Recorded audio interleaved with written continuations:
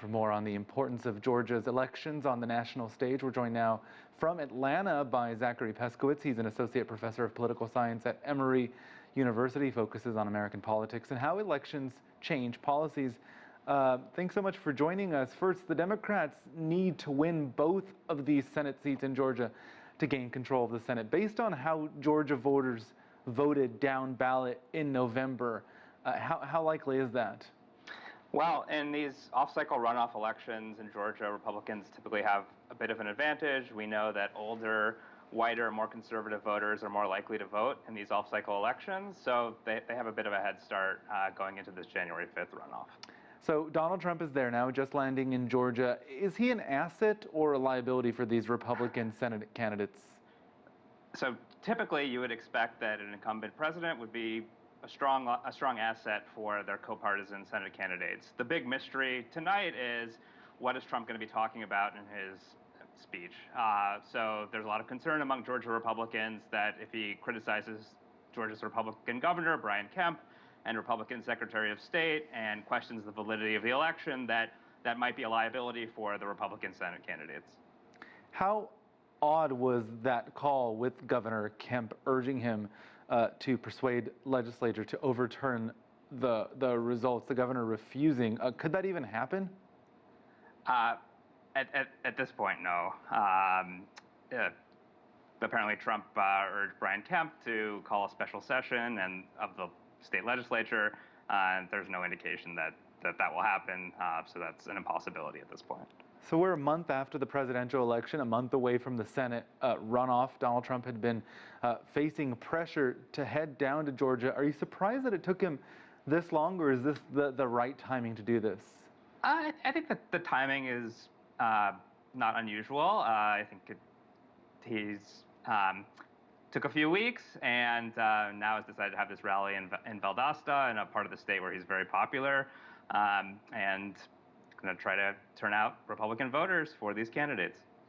Stacey Abrams, a popular Democratic organizer in the state, says Georgia is changing. This is a traditionally red state, some now calling it the new Florida, if you will. Is she right? Yeah, there's been a lot of demographic change in the state. The metro Atlanta area has grown enormously over the past 10, 20 years, become more ethnically diverse, and as a result, the state has become much more competitive in these national elections. Many people, including people abroad, are quite perplexed by the amount of money that goes into these races. How much are we seeing in Georgia, and is this setting new records? Yes, there's an incredible amount of money being spent in these runoffs. We'll probably quite likely to see something on the order of $500 million, including the November election, and there have been an enormous amount of resources poured into the state to try to win these two seats.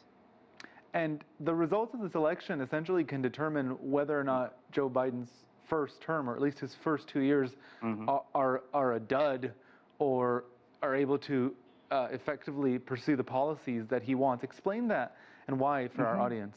Right. So currently, as things stand, Republicans have won 50 seats going in the Senate going in to next year, and Democrats and two independents have 48 seats. So if the Democrats win both of these elections, they'll have a 50-50 split in the Senate at the start of the year. Now, the interesting thing is the Vice President of the United States gets to cast the tie-breaking vote as the role as President of the Senate.